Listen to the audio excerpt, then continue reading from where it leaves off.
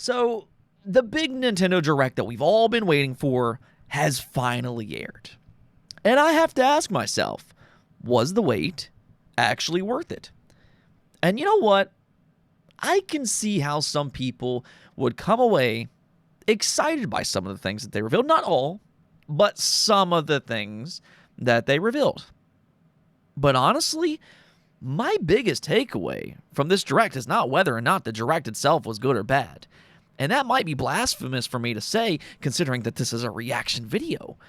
But it's 100% true.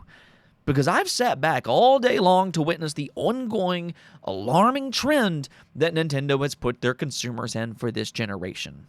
Now, we will talk about some of today's highlights, because they did have some good stuff at this event. But more importantly, I think we need to talk about the state of Nintendo, because I do find the aftermath alarming.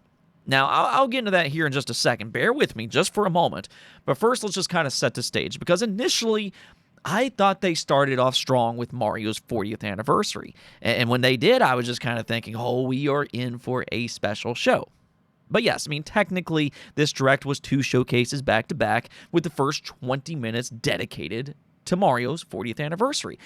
And I thought they did a fairly good job with this celebration. They revealed a new Mario Tennis game is on the way. It's titled Mario Tennis Fever, because each character can enter into a special fever mode, which I think seems cool. I mean, at the end of the day, it's Mario Tennis. I was kind of hoping that the next sports game was going to be Mario Sluggers, because it's been such a long time. But I know the Mario Tennis series is popular, and it will be out on February 12th of 2026. So there you go. And another new game that they announced that takes place in the Mario universe is Yoshi and the Mysterious Book. It's got an interesting art style to it, because they're trying to make it feel like Yoshi is playing inside of a book, and it's more or less a puzzle platformer. Reminds me a lot of Yoshi's Story back in the Nintendo 64, so if you have nostalgia for that game, then I thought this was a pretty cool surprise. It'll be out in spring of 2026, and that was a theme for this Direct. Most of the games that they announced are planned for the first half of 2026.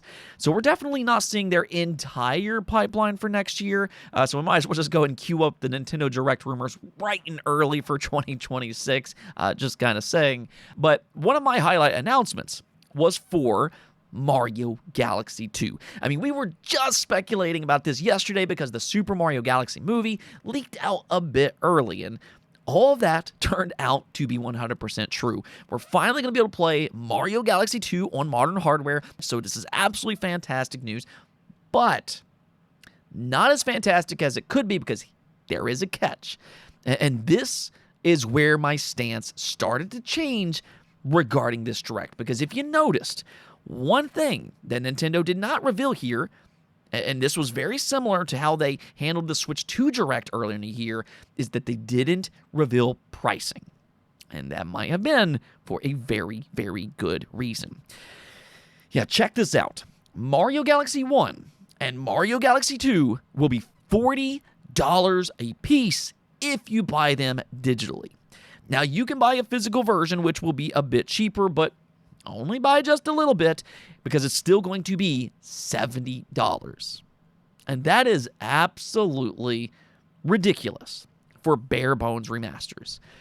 I mean, I will say that this might be a limited time release like Mario 3D All-Stars was back in 2020, so you might want to get it for that reason. But I mean, come on.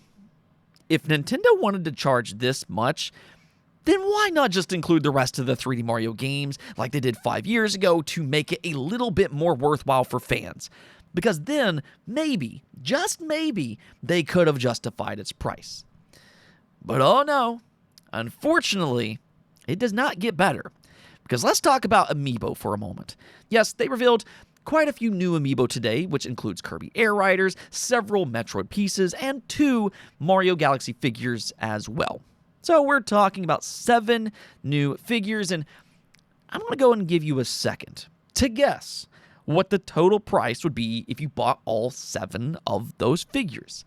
Now, you might guess $100. And I'm going to say, unfortunately, it's higher. So then you might guess, well, what about $150? And again, I'm going to tell you, no, you're going to have to go higher. So now you're probably thinking there's no way it's $200. And what I want to say is I wish I could say that was the case, because no, it's still higher. The total price for these 7 figures is $280.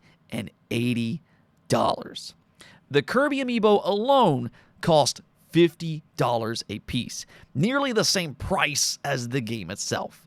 And then the others cost anywhere between $30 to $40. I mean, amiibo used to cost $13 to $15. So they're not only doubling amiibo prices in some cases, but they're even tripling them with a few of these. Now, to be completely fair, they do have some special features. You can interchange the 2 Kirby figures, and I do believe the Mario Galaxy amiibo are jumbo size, so we do have to kind of keep that in mind, but still, $280 if you want all of these. I mean, there's a lot of amiibo collectors out there, and they're probably not going to be happy about that. Again, though, we're still not finished, because Nintendo and the Pokemon Company announced paid DLC for a game that's not even out yet, being Pokemon Legends ZA. And I'll be the first to say that I'm a huge Pokemon fan. I've recently been considering a Pokemon TCG Pocket channel, in fact. And I'm super excited to play Legends ZA because I liked Legends Arceus. I thought that was one of the most refreshing Pokemon games that we have played in a very, very long time. But who in their right mind thought it was a good idea to announce paid DLC for a game that's not even out yet? Now the launch feels incomplete because of their greed to price gouge their loyal fans. Now, maybe that's the reason, because their fans are just too loyal. Because not only will we have to pay $70 for the base game, which is already high as is, but now you have to pay extra just so you can get the actual finished product. I mean, at least for Donkey Kong Bonanza, they had the clarity to wait to tell their fans that it was incomplete, because it also has paid DLC. They revealed that today, but, to be completely fair, that's been happening for close to 2 decades by this point. So I can't really say too much about that, despite that I don't totally agree with it either. However, we still have more to talk about, because they announced the Virtual Boy for Nintendo Switch Online, and on one side, this was probably one of the cooler announcements, because it was something that wasn't expected at all. The Virtual Boy was a complete flop when it released back in the 90s, and it's kind of cool to see Nintendo not only acknowledge it, but also to go the extra mile to give fans an actual Virtual Boy that you can use for the Nintendo Switch. However, as this theme continues, it's priced at $100. And keep in mind that unlike the original Virtual Boy, you're not actually going to be able to own the games this time around. No, you're still going to have to pay extra for their subscription service to play the Virtual Boy games, and you will have to stay subscribed to make that Virtual Boy worth it. And I'm going to point something out here. I'm not even convinced that this will be the best modern option to play Virtual Boy games. See, the thing is that if you have a 3DS, please go mod that thing, because it's very easy to do, and it really turns it into one of the best handheld experiences that you can have in 2025. And that includes the addition of Virtual Boy games. And because the 3DS, actually has 3D, well, it works remarkably well. And most importantly, that's without a subscription. I mean, I guess Nintendo just wants the Virtual Boy to flop a second time. That's got to be a record for gaming hardware. Now, to be fair, Nintendo is offering a cheaper cardboard option. I believe it's $25. So I will give them props for at least giving fans a more affordable option. They must know themselves that this price is kind of ridiculous. Even still, though, I kind of feel like Nintendo's price gouging and their greed is getting a little out of hand by this point. And this is all in addition to one of the most disliked features for the Switch 2 being its game keycards. Square Enix continues to deliver those to fans' dismay.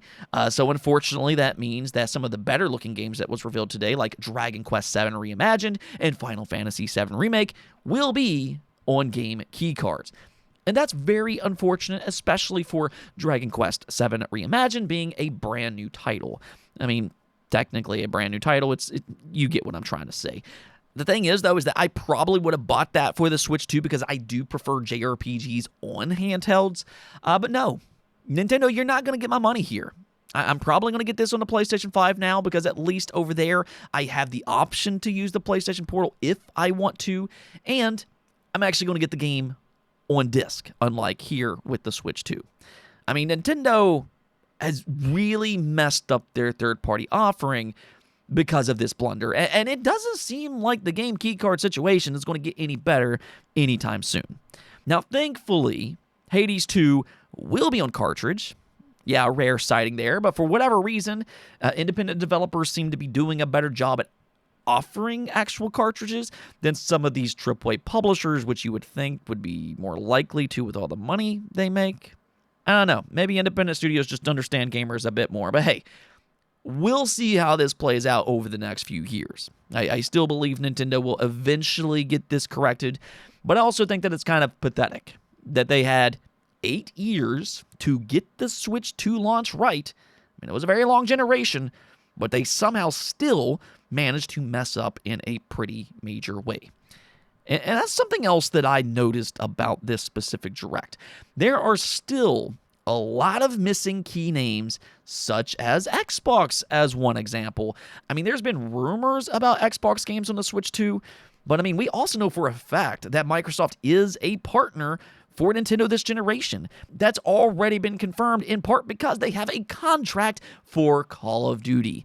But they were once again absent at this showcase, and from what I've been hearing, that's because for whatever reason, Nintendo has been very choosy and exclusive with who they give their Switch 2 dev kits to.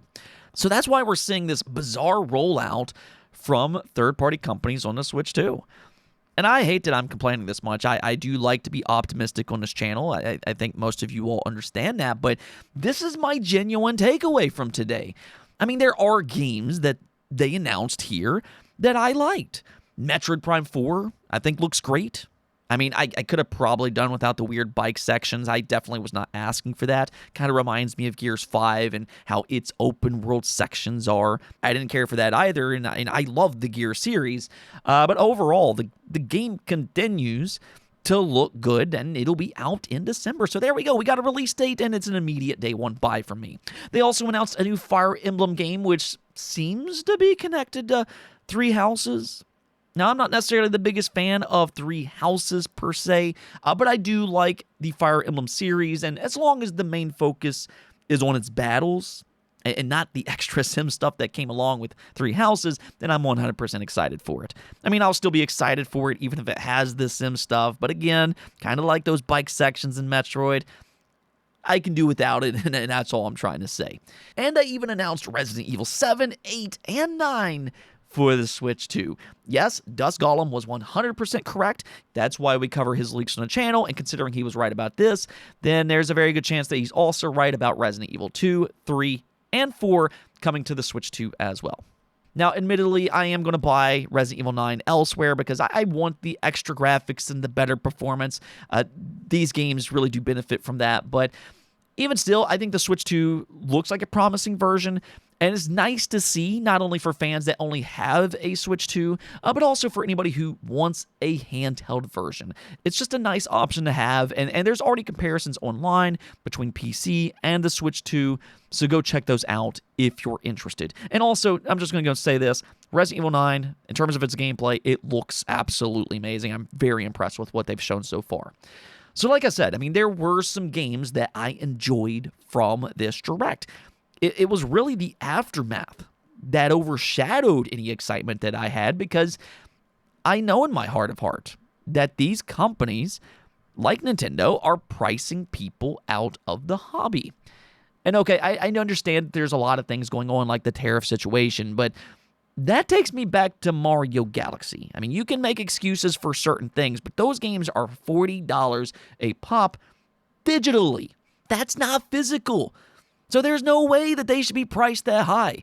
It's just ridiculous. And I don't think that there's any reasonable excuse for Nintendo to price those games that high. And that's my final takeaway.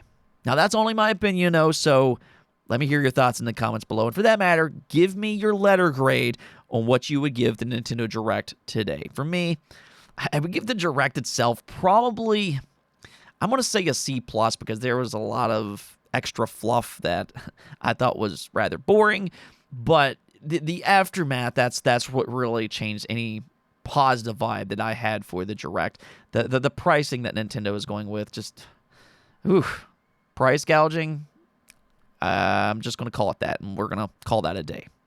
Until next time, though, make sure to subscribe, ring that bell, and peace out.